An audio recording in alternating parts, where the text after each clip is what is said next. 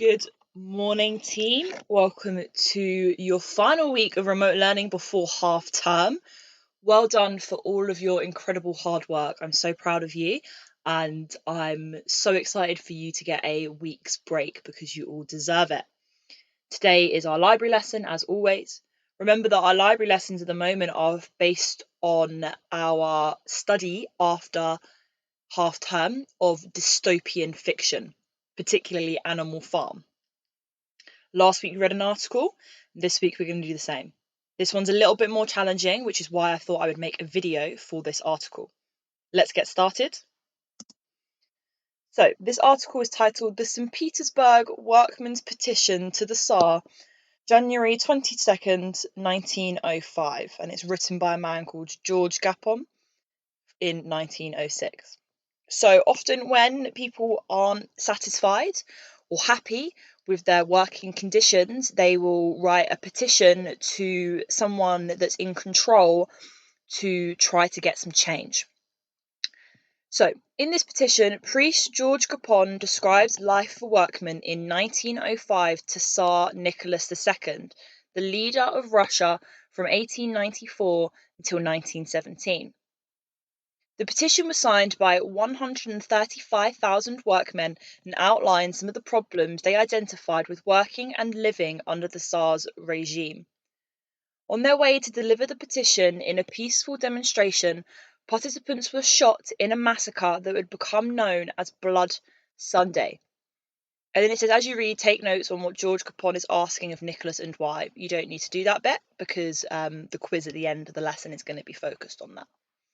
So the reason that we're looking at this in relation to dystopian, remember dystopian fiction is all about a place where the humans that live in that place are being treated poorly, or they're being oppressed, or being treated as inferior by the people in charge. So this is the petition. Sire, we working men of St. Petersburg, our wives and children and our parents, helpless aged men and women, have come to you, O Tsar, in quest of justice and protection. We have been beggared, oppressed, overburdened with excessive toil, treated with contumely. So there's some hard language there, so let's just have a look at some of those words. We've been beggared. That means someone who lives by kind of like asking for money and for food. We also have oppressed. If you are oppressed, you are subject to really harsh and cruel treatment by someone that's in power. If you are overburdened, it means that you have kind of too many things to do or too much on your plate. Excessive toil, excessive means a lot. Toil is working extremely hard or very kind of exhausting physical labour. And then you have contumely, which is kind of being insulted or being treated in an insulting way. He goes on to say, we are not recognised as normal human beings, but are dealt with as slaves who have to bear their bitter lot in silence. Patiently we endured this, but now we are being thrust deeper into the slough of rightlessness and ignorance, are being suffocated by despotism and arbitrary whims, and now, O Tsar, we have no strength left. Again, there's a little bit of some challenging vocabulary in here, so let's have a look. Despotism is when someone uses their power in a very cruel way. So you could arguably describe Prospero in that way. And arbitrary, if something is arbitrary, it means it's kind of like random. There's no structure to it. The awful moment has come when death is better than the prolongation of our unendurable tortures. If something is unendurable, it means that someone can't keep doing what they're doing anymore. Therefore, we have left work and informed our employers that we shall not resume it until they have fulfilled our demands. When someone does this, when they leave work because they aren't happy, it's often known as a strike. What we have asked is little, consisting solely of that without which our life is not life, but hell and eternal torture. Our first petition was that our employers should investigate our needs together with ourselves, and even that has been refused. So the workers asked their employers to sit down, have a conversation about what needs to happen, and the employers refused to do that. The very right of discussing our wants has been withheld from us, withheld meaning kept, on the ground that the law does not recognise any such right, and our demand for an 8 hours day has been dismissed as illegal. So the law doesn't actually think that these people deserve freedom, and that's quite a dystopian idea.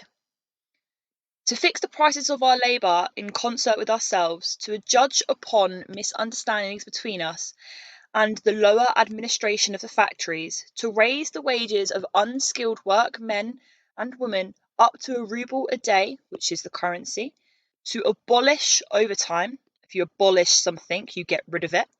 To take better care of the sick, to instruct without insulting us, to arrange the workshop so that we might work there without encountering death through droughts, rain, and snow. All these requests have been condemned by our employers as unlawful, and our very petition treated as a crime, while the wish to better our condition is regarded as a piece of insolence towards the employers.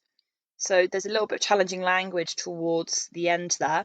If you condemn something or someone, you completely disapprove of it.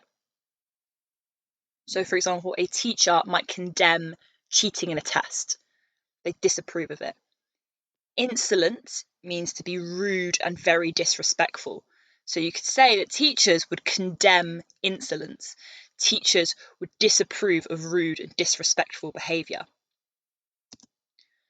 O Emperor, there are more than 300,000 of us here, yet we are all of us human beings, only in appearance and outwardly, while in reality we are deemed devoid of a single human right, even that of speaking, thinking, and even meeting to talk over our needs, and of taking measures to better our condition.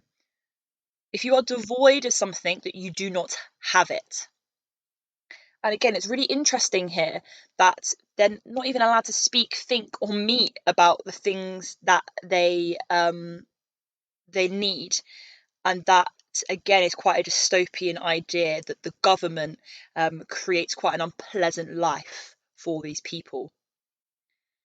Any one of us who should dare lift his voice in defence of the working class is thrown into prison or banished. The possession of a kindly heart, of a sensitive soul, is punished in us as a crime. So people that are kind and they want to do good things are punished. Fellow feeling for a forlorn, maltreated human being who is bereft of his rights is consequently a heinous crime. Now that's quite a confusing line, so let's just unpick it.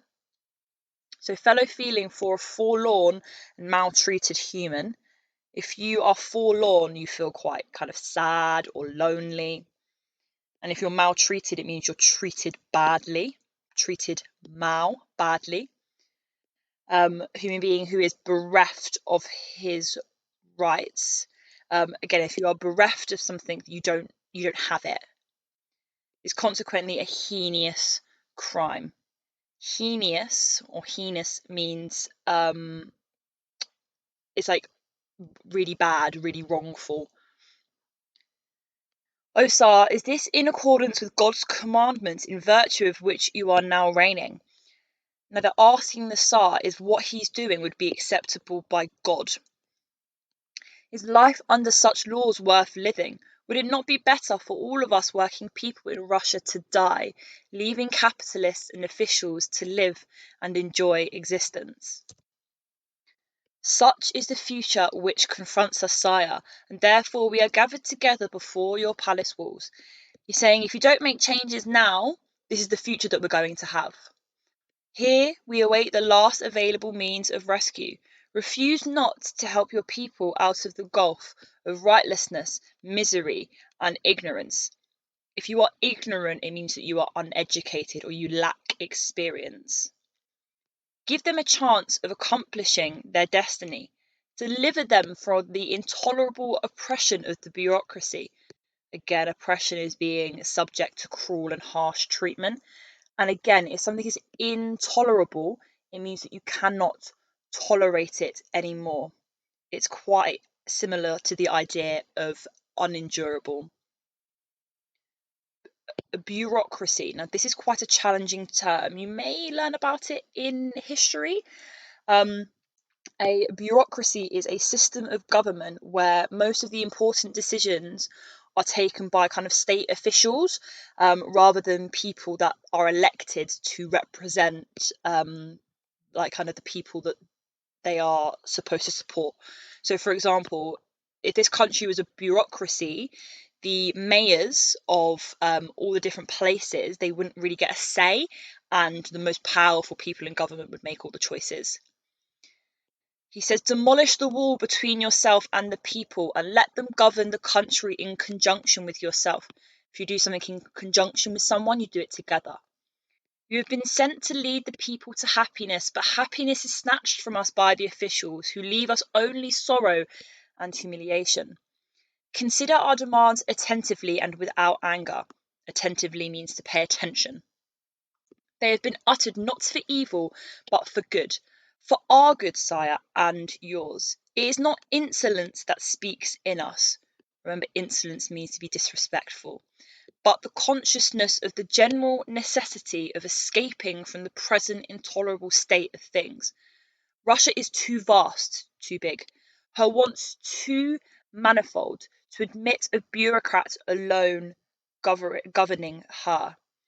So the idea here that Russia is too big and the wants are too manifold, which means that they are kind of never ending, to admit of bureaucrats alone governing her, saying that the people, the state officials, the people in charge can't control everything and they need to work in conjunction with the workers to make sure that all the needs are met. It is absolutely necessary that the people should assist because only they know their own hardships. Refuse not to succour your people. Give orders without delay to representatives of all classes in the land to meet together. This word means to assist. Okay, and notice that some of the hard words have numbers next to them, which means at the end of this document there was a glossary of all these terms that people could refer to. Let capitalists and workmen be present. Let officials, priests, physicians, and teachers all come and choose their own delegates. So they're saying that people should vote for who they want to represent them in government. Let all be free to elect whom they will, and for the purpose, let the elections to the Constituent Assembly be organised on the principle of universal suffrage. So universal, if something is universal, it means that it can apply to everyone or the majority. Suffrage is the right to vote in an election. So when women fought for the vote, they were known as suffragettes. This is our principal request on which everything else depends. It is the best and only plaster for our open wounds, without which they will ever remain open and hurry us on to death. The wounds are the experiences that they have in their workplaces, in their lives, and the plaster is the Tsar listening to their wants and making it better. There is no one panacea, which is a kind of like it's like a medicine for loads of different diseases. So it can be applied to all illnesses. And they're saying that there is not one solution for all of their problems. Many are needed, and we now proceed to enumerate them, speaking plainly and candidly to you, sire, as to a father. The following measures are indispensable. If something is indispensable, it means that you can't get rid of it. It's absolutely necessary. Enumerate means to mention one thing at a time. So they're now going to list off all of their requests. In the first section are those which are directed against the ignorance and disfranchisement of the Russian people. So again, ignorance means to be uneducated, and if you're disfranchised, you are deprived of the right to vote in anything. You don't have that right. They include freedom and inviolability of the person, liberty of speech, of the press, of association, of conscience in matters of religion, and separation of church and state. So this means that something should not be broken. General and obligatory education by the state. If you have an obligation to do something, you must do it. So they're saying that the state needs to be obligated, they must educate people. The responsibility of ministers to the nation and guarantees for the legality of administrative methods. Equality of all persons without exception before the law. The immediate recall of all who have suffered for their conviction. So the people that have been exiled or sent to prison for speaking up against their oppression and their harsh treatment, they want them to be freed. In the second section are measures against the poverty of the nation. Remember when we looked at Oliver Twist, poverty means being so poor that you can't afford the basics.